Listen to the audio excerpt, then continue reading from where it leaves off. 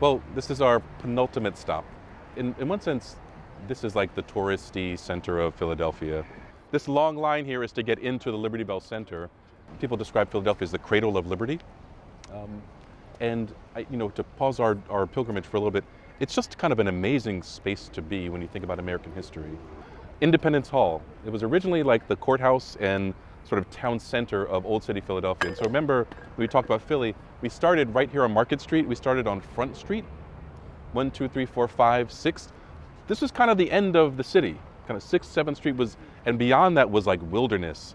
And West Philadelphia was uncharted, like lions and bears, like all kind of intense stuff out there. They would have never crossed the river. They would have never crossed the river in colonial America. This was it.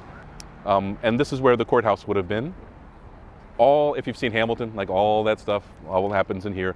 The Declaration of Independence, they come back and write the Constitution of our country here too. And I thought it might be important for us to just check in on the words of the Declaration of Independence too, while we're here. We hold these truths to be self-evident, that all men and women are created equal, that they are endowed by their Creator with certain unalienable rights, that among these are life, liberty, and the pursuit of happiness. Right on time. Welcome our brother. So first of all, this is my guy. That's my guy. And so welcome to the neighborhood. This is the pastor of Mother Bethel AME Church. So just so you know. In his religious vestments here. Exactly. So I just wanted to make sure like we're making the connections here. Yeah, well, you just left St. George's. Right. We walked out from there, and our church, you'll see it when you leave here, is literally 5 blocks right down on 6th Street. So it just kind of gives you a proximity of all these ways that freedom was being wrestled and worked out in the early years, and we're still doing it. The president's house / slave memorial was actually created when I was still pastoring in Camden back, I think I was there 04 to 08. I was watching it from a distance when they did the excavation and all of that, but the person who really led on this is standing right here. So there's a group, Avenging the Ancestors Coalition, ATTACK for short, and I kept hearing about this brother, attorney Michael Cord. His moniker on his business card says the angriest black man in America. And it's no joke, he is a great radio host, civil rights lawyer, defense lawyer, just an amazing, amazing brother. So let's go on over here, and then Michael Ford is going to give us the real deal. All right, let me know when you're ready. Yeah, go right ahead, bro. This site here is America's first White House. Back in 1790, there was something called the Federal Residence Act of 1790. It said, hey, we're starting a new government. We want to put our location in DC, but it's swampland. We got to move it temporarily to a temporary site. Let's make it Philadelphia. So under the 1790 Federal Residence Act, Philadelphia became the temporary capital. But Congress said we need a house in Philadelphia. So they found out a guy named Robert Morris, who was one of the wealthiest men in Philadelphia. He had the Robert Morris Mansion. Congress said, we'd like this site, 6th and Market. By the way, Market Street back then was called High Street. So they said, we're going to have the president lease a house at 6th and High Street called the Robert Morris Mansion. And that'll be the new president's house. Of the 316 black men, women, and children that George Washington enslaved at his Mount Vernon, Virginia plantation, he took 9 of those 316 and held them right here. This site, 6th and Market, America's first White House, is where George Washington enslaved black men, women, and children. I was born and raised in Philly. I went to college. I went to law school. I went to the best middle school in America, Masterman. And not one time did I hear about George Washington, America's first White House, Philadelphia, and slavery. Never heard that story. We met with the National Park Service, the people who run this area, Independence National Historical Park. And to my surprise, because I guess they were run by historians, they were receptive to our story. Once we presented to them the fact that slavery existed here, because all they planned to do was to move the Liberty Bell Center and make it bigger and better here, and that's the story. But when we found out about slavery, we said, no, you got to tell the truth, the whole truth, and nothing but the truth. George Washington might have been a great general. He probably was. George Washington might have been a great president. He probably was.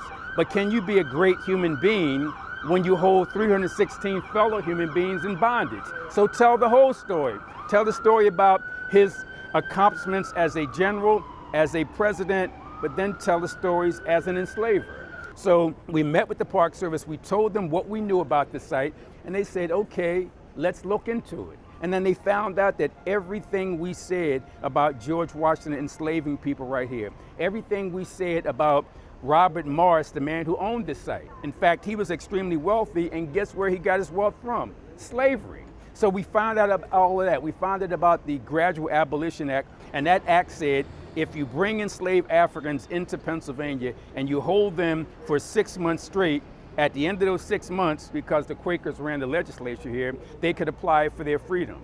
When George Washington got here in 1790, 10 years later, he knew about this clause. So what he would do is, close to the end of 6 months, 5 months, 29 days, he would take those enslaved Africans and take them across state lines to Jersey or to Maryland or back to Virginia, and then turn them right around and bring them back. There was an amendment to the act. The amendment said, hey, we found out that people were doing exactly what George Washington was doing, waiting for 5 months, 29 days, and rotating them. So the law was changed to say that you couldn't do that. George Washington continued to do it. So once we began to bombard them with all this information, they said, okay, let's tell this story. This design is a replica of the exterior of the White House. So those are the gates or the main doors that people went into. These are the big frame windows that George Washington looked out of. As you walk in here, they show you a timeline of slavery in America, slavery in Pennsylvania, and slavery right here in Philadelphia. This tells the entire story of the history of slavery, and what we always do is we tie this in to everything in and around this area. We're here at 6th and Market. If you go 5 blocks east to Front and Market, it's the London Coffee House. The London Coffee House was the main slave auction spot in Philadelphia at the time. So as the enslaved Africans came off of the so-called slave ships right there at Delaware and Market, they were brought to the London Coffee House and bought and sold throughout this entire area.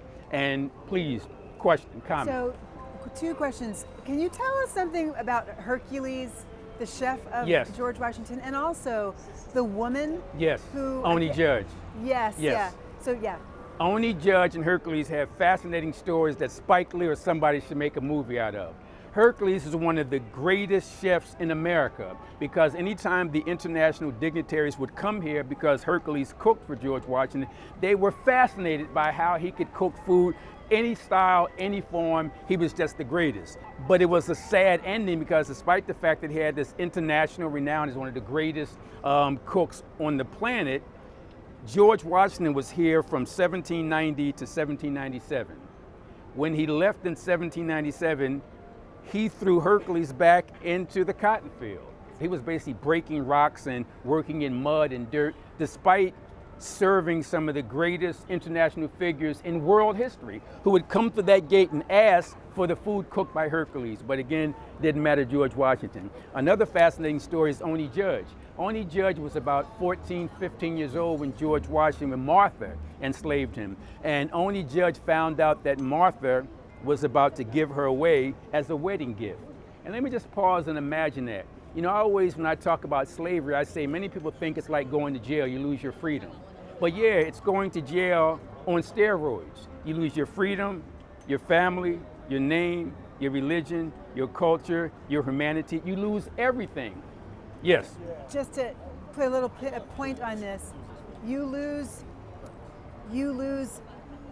sovereignty over your body. That's the thing. Can you imagine, you hate it when your boss asks you to stay for an hour and fill out some paperwork.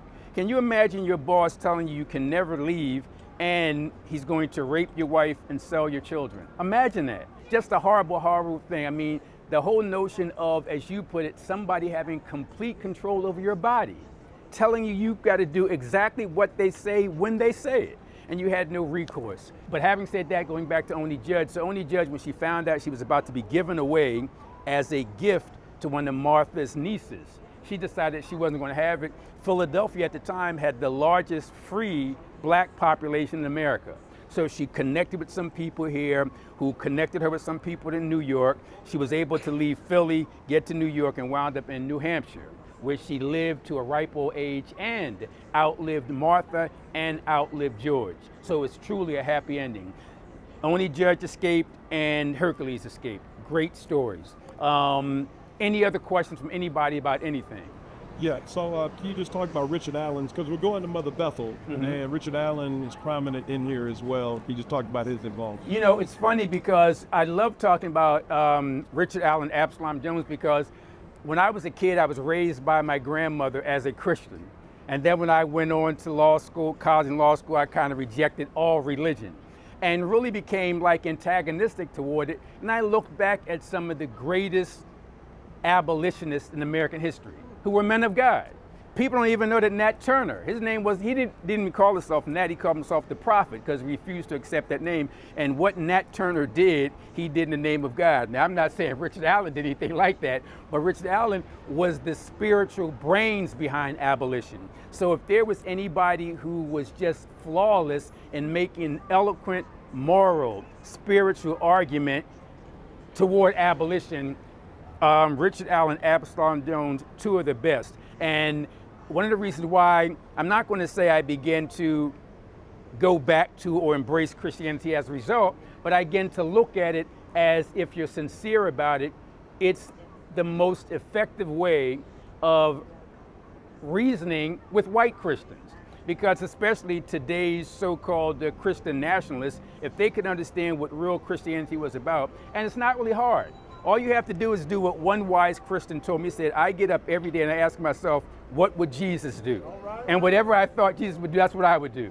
So for me, that's the test. If you do what Jesus would do, then it's cool. But yeah, people like Absalom Jones, Richard Allen, and so many others laid the moral/spiritual groundwork to begin to persuade white Christians about the need for abolition. The Liberty Bell Center, the new one, is right back there. Next to that, about 10 feet, is where the slave quarters stood.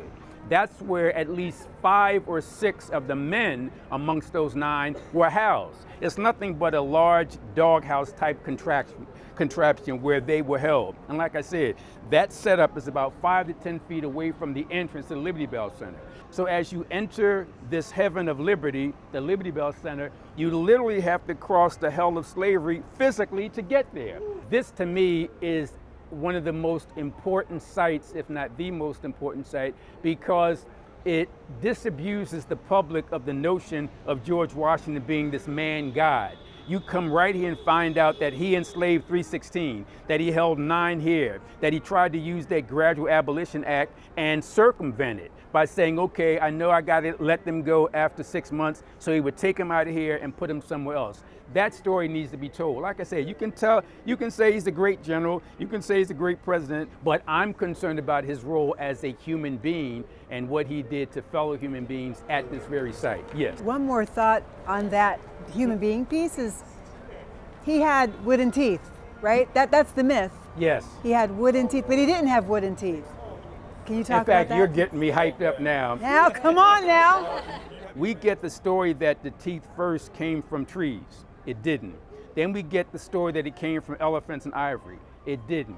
We found out that the teeth of George Washington, quote, were yanked from the heads of his slaves, unquote. That's from George Washington's biographer. And George Washington's biographer got this from George Washington's dentist. George Washington's dentist, who was right here in Philadelphia. So we found out that George Washington's teeth were, quote, yanked from the heads of his slaves, unquote. And when this was presented to the Mount Vernon Society, that's the organization that knows everything that needs to be known about George Washington. They said, we concede that it came from the mouths of his enslaved labor force, but check this out. They said he paid them for the teeth. So you enslave people, you don't pay them, but you pay them for the teeth. So yeah, and that's a key story that needs to be told, because we hear about chop down the cherry tree, never told a lie, all that kind of stuff, but we know from his Philadelphia dentist and his Virginia dentist that his teeth were from the mouths of enslaved black men and women. Thank you. Great question. Thank you. All right. Will you join me in thanking our... Yes! Oh, thank you all. And please go to avengingancestors.com. It's all laid out there. Thank you very much. I really enjoyed this.